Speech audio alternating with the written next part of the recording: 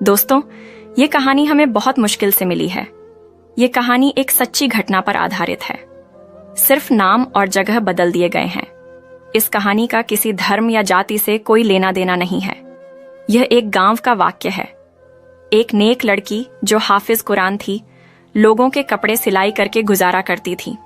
मरने के बाद वह क्यों अजाब का शिकार हुई, उसकी कब्र का हाल जानकर हर कोई दंग रह गया, क्योंकि वह बड़ी नेक थी। लोगों के कहने पर जब उसकी मां ने उस लड़की की हकीकत बताई तो यह जानकर सबके रोंगटे खड़े हो गए।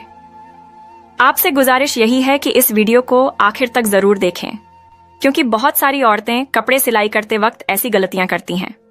आज की कहानी बड़ी ही सबक अमोज और खासकर उन औरतों और मर्दों के लिए है जो सिलाई कढ़ाई जैसा काम करते हैं, क्योंकि अनजाने में वह ऐसा गुनाह कर जाते हैं जिसकी वजह से उन्हें बहुत सख्त अजाब का सामना करना पड़ सकता है।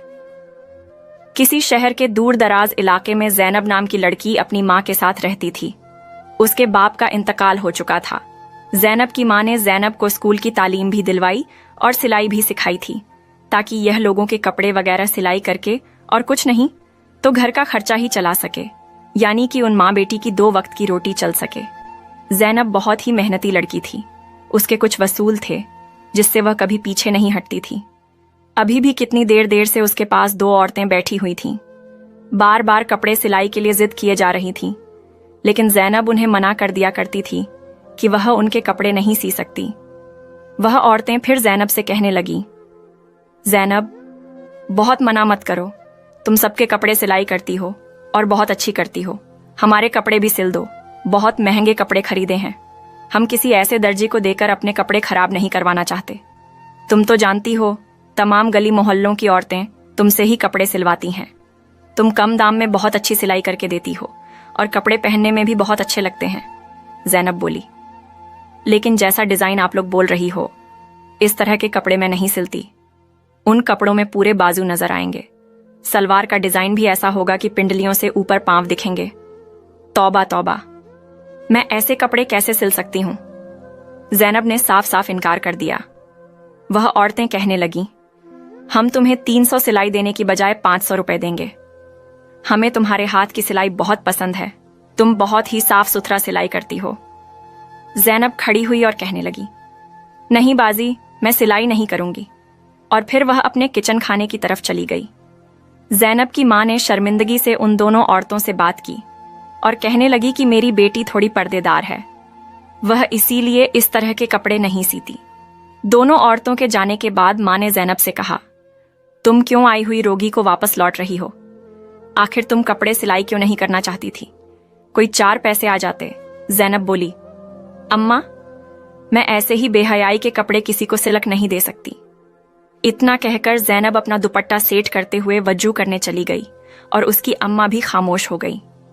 जब भी जैनब से कोई बात करती तो वह इसी तरह के जवाब देती थी।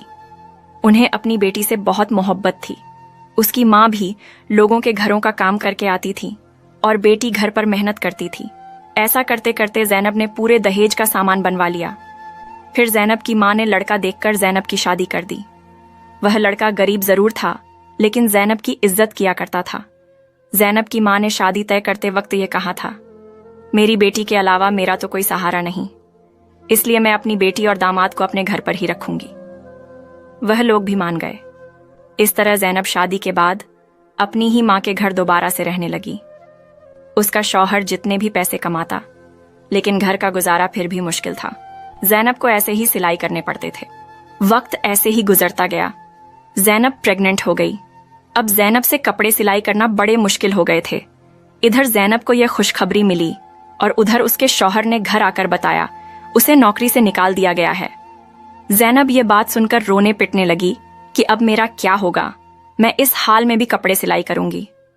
क्या मुझे सुकून नहीं मिल सकता? हालांकि जैनब का शौहर जब का बहुत ख्याल रखता था। जब वह कपड़े सिलाई करने बैठती तो उसका शौहर जैनब को चाय बनाकर भी देता और खाना बना भी कर देता और बाहर नौकरी भी करता। अब अक्सर ही जैनब से अपने शौहर से काम के सिलसिले में बहस हो जाती। शौहर से वह बदतमीजी करने लगती। जब शौहर खाना खाने बैठता तो आगे से यह कह देती कि काम के ना, काज के दुश्मन अनाज के। वह बेचारा 2 निवाले खाता और उठकर बाहर चला जाता। हालांकि वह भी रोज काम ढूंढने जाता था, और यह तो अल्लाह की मर्जी थी कि उसको काम में दिल ही नहीं लग रहा था। ऐसा करते करते आखिर वह दिन भी आ गया कि ज़ैनब के घर बेटी पैदा हुई। शौहर और ज़ैनब की माँ बच्ची को देखकर बहुत खुश हुए। ज़ैनब का शौहर बच्ची के आने की खुशी में पूरे गांव में मिठाई बांटने लगा। उधर ज़ैनब के शौहर को नौकरी की खुशखबरी मिली, और उधर ज़ैनब के शौहर का काम भी लग गया। जहां ज़ैनब के शौहर को कम मिला, वो ठेकेदार बड़ा ही सख्त मिजाज का आदमी था। मजदूरों के साथ बदतमीजी से पेश आता, उसे बस काम ही प्यारा था। लोग बस मजबूरी के तहत उसके पास काम करते थे, और अक्सर वो मजदूरों को गंदी गालियां भी दे दिया करता था। इधर ज़ैनब के घर का गुजारा मुश्किल हो रहा था।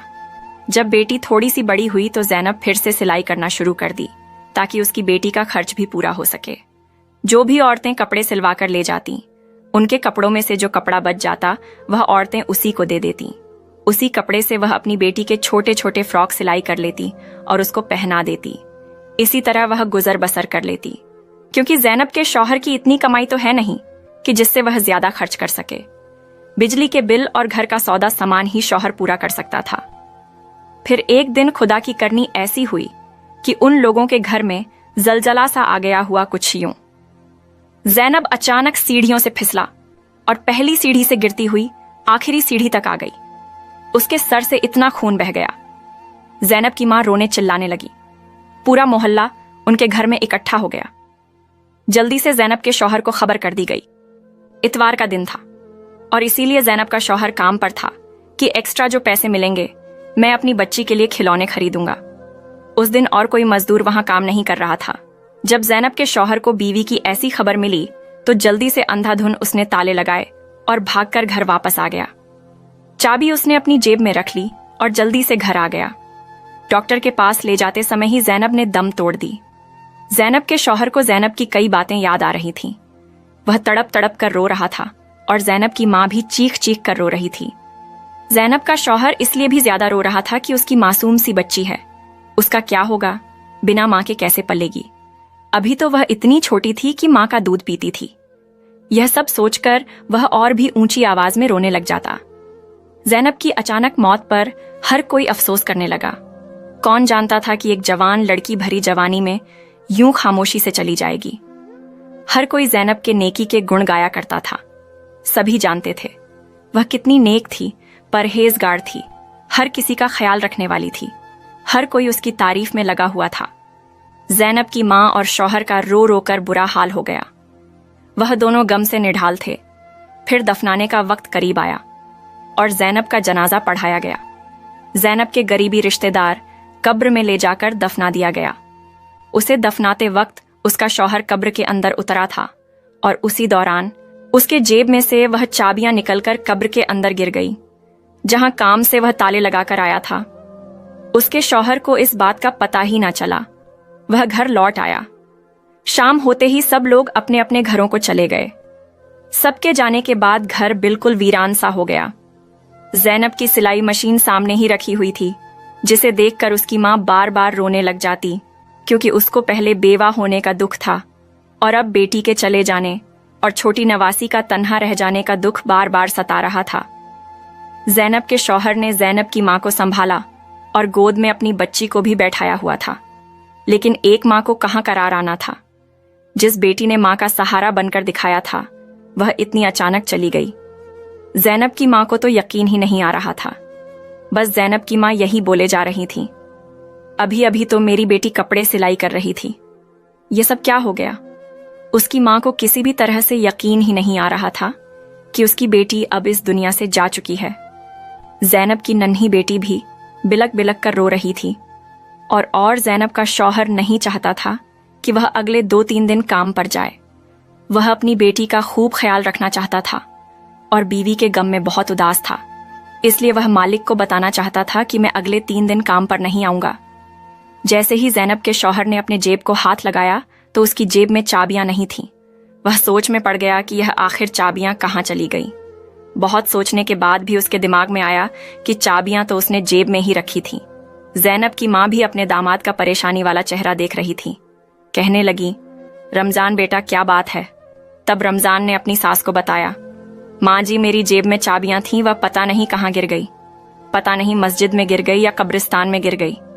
उसी वक्त रमजान के जहन में यह बात आई कि जब वह कब्र के अंदर उतरा था उस वक्त कहीं चाबियां कब्र में तो नहीं गिर गईं। उसी सोच के आते ही वह बहुत ज्यादा परेशान हो गया, क्योंकि वह ठेकेदार बहुत ही सख्त मिजाज आदमी था। उसने तो रमजान को छोड़ना नहीं था।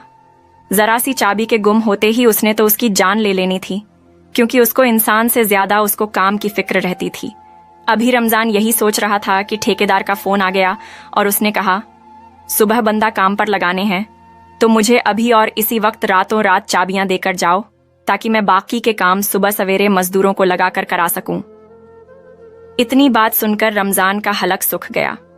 वह यह भी ना कह सका कि चाबियां कहीं घूम गई हैं।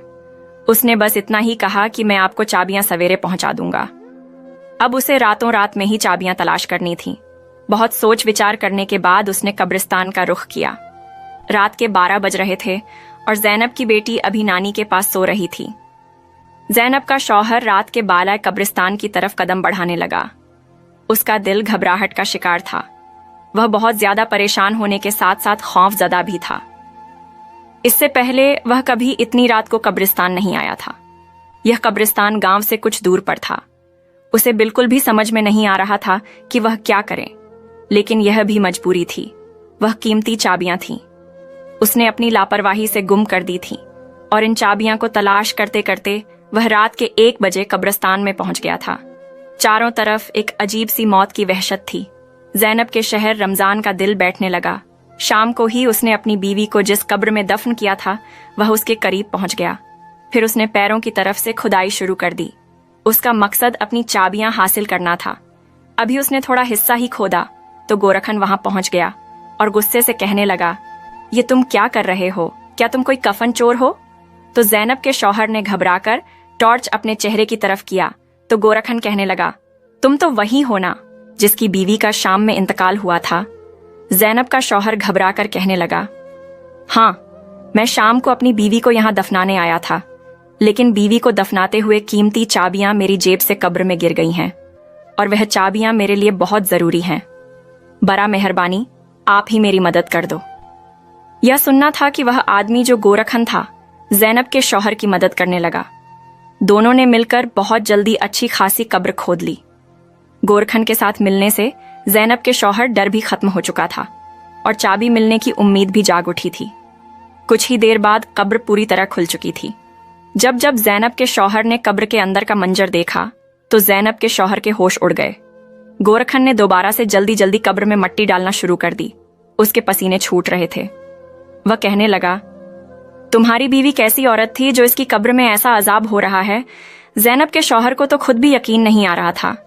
जो कुछ उसने देखा है वह सच में क्या उसकी बीवी के साथ ही हो रहा था। ज़ैनब तो बहुत अच्छी और नेक औरत थी। उसकी नेकी का तो हर कोई तारीफ करता था। उसने तो कभी कोई ऐसा गुनाह नहीं किया था जिसकी वजह से उसका यह हाल हुआ। वह परेशानी से तड़पने लगा। मेरी बीवी को ऐसे कौन से गुनाह की इतनी बड़ी सजा मिल रही है? गोरखन ने कहा, तुम चाबियां का कोई और इंतजाम कर लो। कब्र में चाबियां ढूंढना बहुत मुश्किल है और तुमने खुद ही देखा ना कि इसका यह अजाब खत्म नहीं हो रहा और वह किस हाल में है। इसकी तरफ से तौबा अस्तगफार करो और अगर कोई गुनाह ऐसा है जो इसने अपनी जिंदगी में किया है तो इसके बारे में पता लगाओ ताकि उसकी मगफिरत हो सके। रमजान रोते रोते अपने घर वापस पहुंचा। ज़ैनब की मां ने उसे देखा तो कहने लगी, तुम इतनी रात तक कहां थे? मैं कब से तुम्हारे लिए परेशान हो रही थी। रमजान ज़ैनब की मां के कदमों में बैठ गया। कहने लगा, अम्मा, मेरा चैन सुकून सब लुट गया और अभी भी बुरी तरह से वह कांप रहा था। ज़ैनब की मां घबरा गई। पूछने लगी, बेटा बताओ तो सही, क्या माजरा है? तुम इतनी रात तक कहां थे? रमजान ने बताया, वह चाबियों की तलाश में कब्रिस्तान गया था, लेकिन वहां जाकर तो जो मंजर मैंने देखा उसके बाद शायद मैं सारी जिंदगी सुकून की सांस ना ले सकूं। ज़ैनब की मां भी डर गई और कहने लगी, पहेलियां ना बुझाओ, रमजान बताओ तो क्या हुआ? और फिर रमजान ने रोते हुए बताया कि जब ज़ैनब की कब्र खोदी गई ताकि चाबियों को तलाश किया जाए तो कब्र का मंजर देखकर मेरे होश उड़ गए। अम्मा ज़ैनब जैसी नेक औरत को इतना सख्त अजाब हो रहा था, मैं आपको बता नहीं सकता। ज़ैनब के होठों पर आज रही थी और वह बुरी तरह चीखें मार रही थी। मैंने आग बुझाने की कोशिश की तो मुझे उसके स्याह होंठ नजर आए जो बहुत बड़े हो चुके थे, जैसे लटक गए हों, जबकि बाकी का जिस्म सलामत था। थोड़ी देर के लिए आग बुझी और फिर दोबारा भड़क उठी। पहले तो मैं समझ नहीं सका यह खुदा की तरफ से अजाब है, लेकिन गोरखन ने मुझे बताया कि यह अजाब इलाही है और सिर्फ इसके होठों को जला रहा है। रमजान रोते हुए कहने लगा, अम्मा समझ नहीं आता इसके होठों पर आग क्यों लगी थी। वह तो इन होठों से हर वक्त अल्लाह का जिक्र किया करती थी, बुराई नहीं की थी। वह अच्छी औरत थी।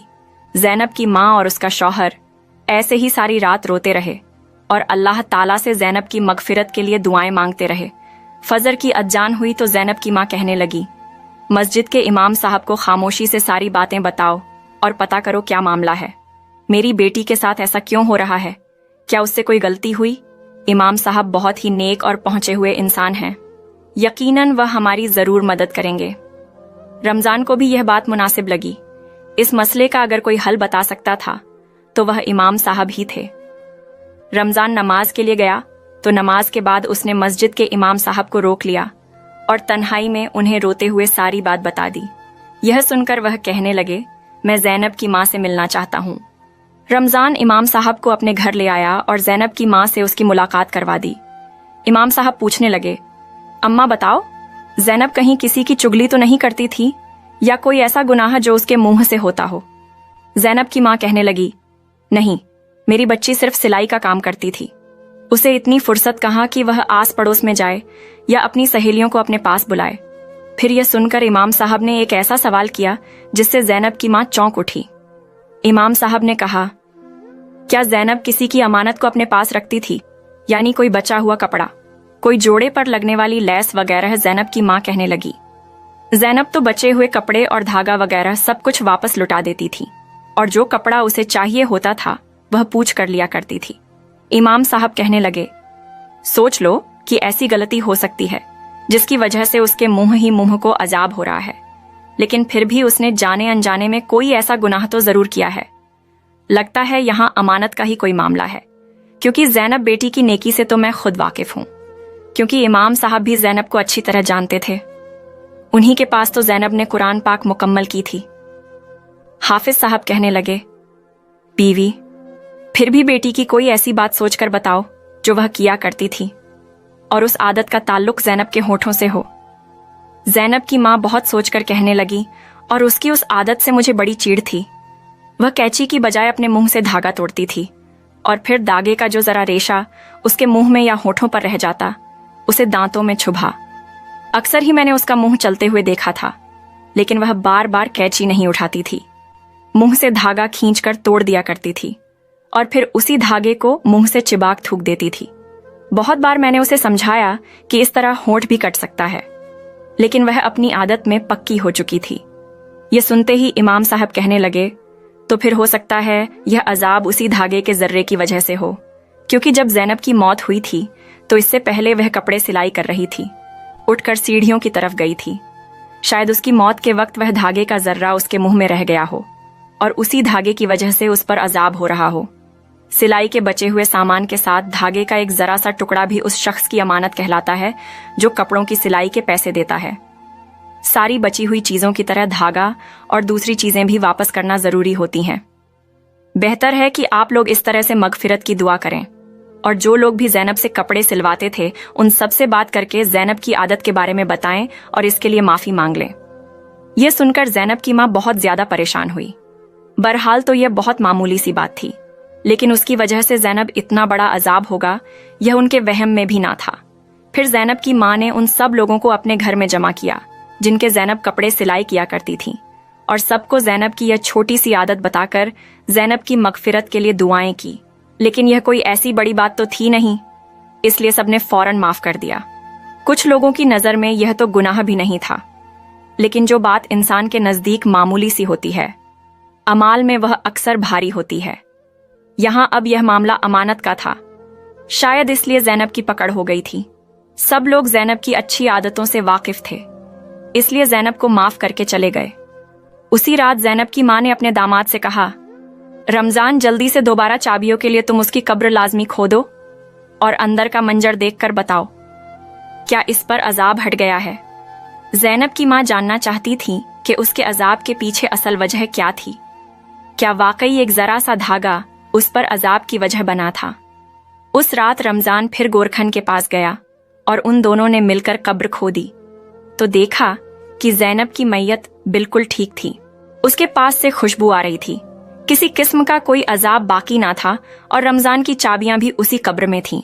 रमजान ने वह चाबियां वहां से उठाई और कब्र वापस से बंद कर दी और घर वापस आकर ज़ैनब की माँ को सारा माजरा कह सुनाया।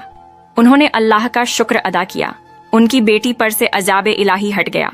और फिर जब यह बात गांव वालों को पता चली तो हर कोई हैरान रह गया कि इस कदर नेक औरत को एक अमानत की वजह से अजाब भुगतना पड़ा था। सारे गांव वालों ने तौबा अस्तगफर की और फिर सब ने अपने हालात को सुधारने की कोशिश की। उसी दिन के बाद गांव में हर कोई अमानत को लेकर बहुत संजीदा हो गया। किसी के पास किसी की जरा सी चीज होती तो उसे फौरन वापस लौटाया जाता। ज़ैनब तो चली गई थी, लेकिन जाते जाते अपनी माँ और शौहर को उदास कर गई। वह ज़ैनब की बेटी और ज़ैनब का शौहर और माँ तीनों उसे हर वक्त बार बार याद करते। ज़ैनब तो फूल थी जिसकी खुशबू चारों तरफ फैली हुई थी। बहुत सी औरतों को मैंने खुद मुंह से धागा कटते हुए देखा है, लेकिन क्या कभी किसी ने सोचा कि इसकी वजह से भी इंसान को अल्लाह के आगे जवाब देना होगा। यह जरा से धागे का रेशा भी अमानत का एक हिस्सा है और यह मामला कब्र तक जाएगा और इस जरा सी लापरवाही की वजह से भी अल्लाह का अजाब होगा। इसलिए आज की यह वीडियो हर उस शख्स के नाम है जो सिलाई कढ़ाई का काम करता है। अगर आप भी ऐसी कोई गलती करते हैं तो खुदारा ऐसी कोई गलती ना करें। अमानत में खयानत ना करें। धागे से लेकर बटन तक हर चीज को वापस कर दिया करें। उम्मीद करती हूँ आपको आज की हमारी यह कहानी पसंद आई होगी। अगर कहानी पसंद आई तो इसे लाइक करें, शेयर करें और कमेंट करके हमें जरूर बताएं कि आपको यह कहानी कैसी लगी। कहानी को पूरा सुनने और देखने के लिए आपका बहुत बहुत शुक्रिया।